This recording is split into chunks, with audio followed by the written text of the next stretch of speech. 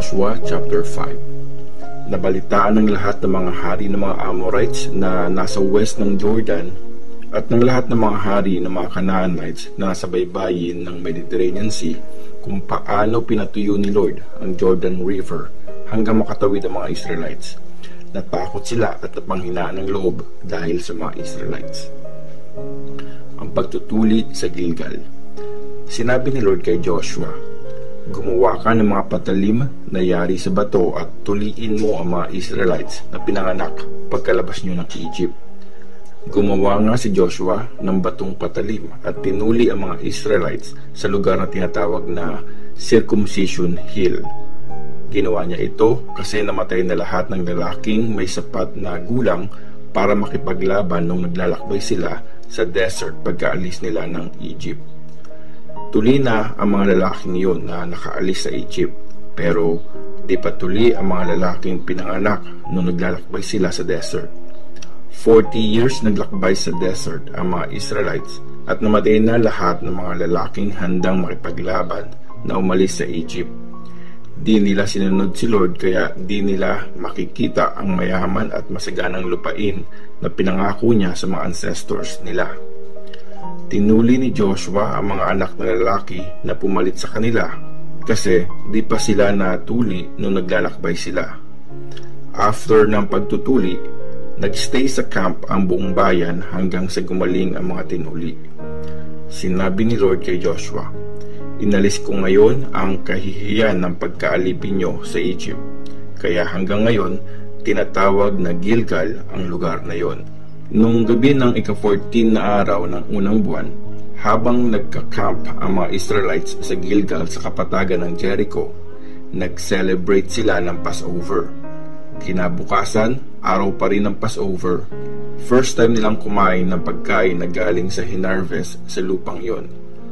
Kumain sila ng mga tinapay na walang pampalsa at ng mga sinangag na butil. Di na ulit umulan ng mana after nila makakain ng mga bunga ng lupain. Mula ng taong yon, bunga na ng lupain ng Kanaan ang kinakain nila. Si Joshua at ang commander ng army ni Lord. Isang araw, habang nasa may Jericho si Joshua, bigla niyang nakita ang isang lalaking may hawak na espada na nakatayo sa harapan niya. Nilapitan niya ito at tinanong, kakampi ka ba o kaaway? Sumagot ang lalaki, hindi. Nandito na ako ngayon, ang commander ng army ni Lord. Tumapa si Joshua sa lupa at nagbigay galang. Sinabi niya, ano po ang iuutos nyo sa servant nyo? Sumagot ang commander ng army ni Lord, alisin mo ang sandals mo kasi banal ang lupa kung saan ka nakatayo. Ginawa nga ito ni Joshua. Joshua chapter 6. Ang pagbagsak ng Jericho. Sinara at binantayan ang mga gates ng Jericho para di makapasok ang mga Israelites. Pinagbawalan lumabas o pumasok ang kahit sino. Sinabi ni Lord kay Joshua, tingnan mo, binigay ko na sa kamay mo ang Jericho, kasama ang hari at matatapang na sundalo nito. Libutin mo at ng mga sundalo mo ang buong city once a day sa loob ng 6 na araw. Nasa unahan ang box ng kasunduan at may 7 priest sa harapan nito na may tig-iisang trumpet na yari sa sungay ng tupa. Sa ika-7 araw, libutin nyo ng 7 beses ang city habang hinihipan ng mga priest ang dala nilang mga trumpet. Magpapatunog ang mga priest ng isang mahabang tunog. Pagkarinig nyo nito, sisigaw kayong lahat ng sobrang lakas at babaksak ang pader ng city. Tapos, papasok kayong lahat sa city. Kaya tinawag ni Joshua ang mga priest at sinabi, dalhin nyo ang box ng kasunduan ni Lord at mauuna dito ang 7 priest na may dalang mga trumpet. Sinabi naman niya sa mga tao, lumakad na kayo at libutin ang city. Paunahin nyo sa box ng kasunduan ni Lord ang mga sundalo. Gaya ng inutos ni Joshua, lumakad nga sa unahan ng box ng kasunduan ni Lord ang 7 priest na may dalang trumpet at hinihipan nila ang mga ito habang naglalakad. Non-stop ang tunog ng mga trumpet. May mga sundalo sa unahan ng mga priest at may mga sundalo rin sa likuran ng box ng kasunduan. Pero sinabi ni Joshua sa mga tao, walang sisigaw o magsasalita sa inyo hanggat di ako nagbibigay ng signal. Kaya sa utos ni Joshua, nilibot nila ng isang beses sa city ang box ng kasunduan ni Lord. Tapos bumalik sila sa camp at nagpalipas ng gabi. Kinabukasan, maagang bumangon si Joshua. Binuhat ng mga priest ang box ng kasunduan ni Lord. Lumakad sa unahan nito ang 7 priest na walang tigil sa pag-ihip ng trumpet nila. May sundalo sa unahan nila at sa likuran ng box ng kasunduan ni Lord. Nilibot nga nila ulit ang city nung ikalawang araw at bumalik sa camp. Ganito ang ginawa nila sa loob ng 6 na araw. Nung mag-uumaga ng ika-7 araw, bumangon sila at 7 beses nilang nilibot ang city. Ito lang ang araw na nilibot nila ng 7 beses ang city. Sa ika-7 paglibot, hinipan ng mga priest ang trumpet at sinabi ni Joshua sa mga tao, sumigaw na kayo, binigay na sa inyo ni Lord ang city. Kailangang wasakin ang buong city at ang lahat ng nandun bilang offering kay Lord. Si Rahab na prostitute at ang buong pamilya niya lang ang ililigtas nyo kasi tinago niya ang mga spy natin. At wag na wag kayong kukuha ng mga bagay na pinawasak sa inyo.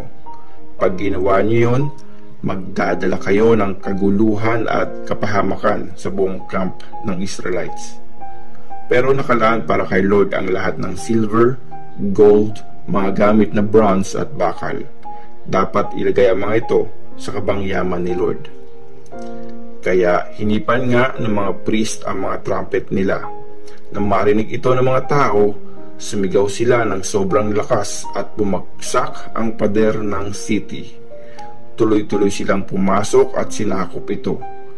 Pinatay nila ang lahat ng nasa loob ng city, mga lalaki, babae, bata at matanda, pati mga baka, tupa at donkey. Sinabi ni Joshua sa 2 lalaking nag-spy, nangako kayo na ililigtas nyo si Rahab at ang pamilya niya, kaya puntahan nyo na sila at ilabas nyo. Pumunta nga sila sa bahay ni Rahab at nilabas siya, kasama ang mga magulang niya, mga kapatid at mga alipin, pati ang mga kamag-anak niya. Dinala silang lahat sa ligtas na lugar malapit sa camp ng mga Israelites. Tapos sinunog ng mga sundalong Israelites ang city at ang lahat ng nandun, except sa mga gamit na gawa sa gold, silver, bronze at bakal. Nilagay nila mga ito sa kabangyaman ni Lord. Pero niligtas ni Joshua si Rahab, ang pamilya niya at ang lahat ng kasama niya sa bahay. Naninirahan sa Israel ang descendants ni Rahab hanggang ngayon kasi tinago niya ang 2 lalaking pinadala ni Joshua para mag-spy sa Jericho. Nung araw na yon, winarning nga ni Joshua ang buong bayan sa ngalan ni Lord. Sinabi niya, sumpain ang taong muling magtatayo ng city ng Jericho. Buhay ng anak na panganay ang kapalit sa ilalagay na pundasyon nito. Buhay ng anak na bunso ang kapalit sa pagtatayo ng mga gates nito. Sinamahan ni Lord si Joshua at naging sikat siya sa buong lupain. Joshua chapter 7. Ang kasalanan ni Akan. Pero di sinunod ng mga Israelites ang utos ni Lord na magkukuha sa Jericho ng mga pinapawasak na bagay. Kumuha ng ilang pinagbabawal na bagay si Akan na anak ni Carmi, apo ni Zabdi at apo sa tuhod ni Zerah mula sa tribe ng Judah. Dahil dito, sobrang nagalit si Lord sa kanila. Samantala, nagpadala si Joshua ng ilang tauhan mula sa Jericho para mag-spy sa city ng Ai na nasa east ng Bethel at malapit sa Bethaben. At nag-spy nga sila sa city ng Ai. Pagbalik nila, nag-report sila kay Joshua. Konti lang po ang mga tao sa Ai. Di na po kailangang magpadala ng maraming sundalo sa pagsalakay doon. Okay na po yung 2,000 or 3,000 lang. Huwag mo na pong pagurin ang mga sundalo since maliit na city lang yon. Kaya 3,000 ng mga Israelites ang sumalakay sa Ai, pero nilabanan sila ng mga taga roon at napilitan silang umatras. Hinabol sila ng mga taga Ai sa gate ng city hanggang sa tibagan ng bato. 36 ang napatay sa mga Israelites nang umatras sila pababa sa hill, kaya natakot sila at na-discourage. Dahil sa sobrang lungkot, pinunit ni Joshua at ng mga leaders ng mga Israelites ang mga damit nila at naglagay sila ng abo sa ulo. Lumapit sila sa box ng kasunduan ni Lord at nagpray sa harap nito na nakadapa sa lupa hanggang gabi. Nagpray si Joshua, Lord God, bakit mo pa po kami pinatawid ng Jordan River kung papatayin lang din kami ng mga Amorites? Mas okay pa sana kung nag-stay na lang kami sa kabila ng Jordan. O Lord, ano pang masasabi ko ngayong umatras na sa mga kalaban ang mga Israelites? Mababalitaan ito ng mga Canaanites at ng iba pang naninirahan sa lupaing ito. Papalibutan nila kami at papatayin. Ano po bang gagawin mo para ipagtanggol ang dakila mong pangalan? Sinabi ni Lord kay Joshua, tumayo ka. Bakit ka nakadapa sa lupa? Nagkasala ang mga Israelites. Inutusan ko silang wasakin ang lahat sa city pero di nila sinunod ang utos ko at kumuha ng ilang mga bagay para sa sarili nila. Ninakaw nila ang mga ito, nagsinungaling sila at tinago yun sa mga gamit nila. Yan ang reason kaya natalo sila ng mga kalaban nila. Umatras sila kasi alam nilang sila mismo ang naglagay sa sarili nila sa pagkawasak. Di ko kayo sasamahan hanggat di nyo winawasak ang mga pinapasira kong bagay na nasa inyo. Tumayo ka at sabihin mo sa mga Israelites na i-purify ang sarili nila sa pagharap sa akin bukas. Dahil akong si Lord, ang Diyos ng Israel, ay sasabihin ito sa inyo. May mga bagay na nakatago sa inyo na dapat wasakin. Di kayo mananalo sa mga kaaway nyo unless alisin nyo ang mga yun. Kaya bukas ng umaga, haharap kayo sa akin na ayon sa tribe nyo. Pipila ang tribe na mapipili ko ayon sa kani-kanilang angkan. Tapos, pipila ang angkan na mapipili ko ayon sa kani-kanilang pamilya. At isa-isang pipila ang mga miyembro ng pamilyang mapipili ko. Susunugin ang taong makikitaan ng mga bagay na pinapawasak ko, kasama na ang mga property niya at ang pamilya niya, kasi sinira niya ang kasunduan ko sa inyong mga Israelites at nagdala siya ng sobrang kahihiyan sa lahat. Kinabukasan, maagang bumangon si Joshua at pinaharap kay Lord ang bawat tribe ng Israelites. Napili ang tribe ng Judah. Pinalapit ang tribe ni Judah at napili ang angkan ni Zerah. Isa-isang pinalapit ang mga members ng angkan ni Zerah at napili si Zabdi. Pinalapit ang pamilya ni Zabdi at napili si Akan na anak ni Carmi at apo ni Zabdi na anak ni Zerah. Kaya sinabi ni Joshua kay Akan, Anak, nasa harapan ka ni Lord ang Diyos ng Israel. Igalang mo ang pangalan niya. Umamin ka na at sabihin mo kung ano ang ginawa mo. Huwag mo itong itago sa akin. Sumagot si Akan, Opo, nagkasala ako kay Lord ang Diyos ng Israel. Ito po ang ginawa ko.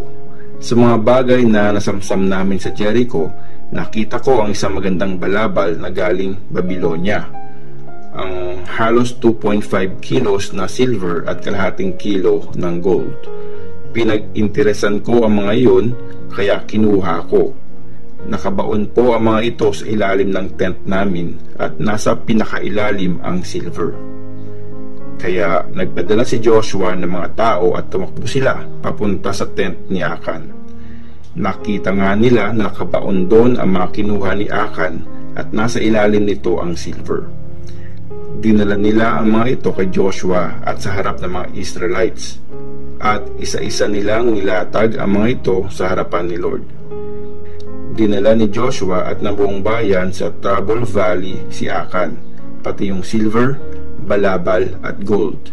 Sinama rin nila ang mga anak niyang lalaki at babae, pati mga baka, kabayo, donkey, tupa tent at lahat ng ari-arian niya. Tapos sinabi ni Joshua kay Akan, "Bakit mo pinahamak ang lahat? Ngayon, ikaw naman ang ipapahamak ni Lord." Pinagbabato ng buong bayan si Akan, pati ang pamilya niya hanggang sa mamatay. Sinunog silang lahat kasama ng mga property niya. Tapos tinabunan ng malalaking tipak ng bato ang bangkay ni Akan. Hanggang ngayon, nandun pa rin ang mga batong yun, kaya tinawag na Trouble Valley ang lugar na yon. Dahil sa nangyari, nawala ang galit ni Lord.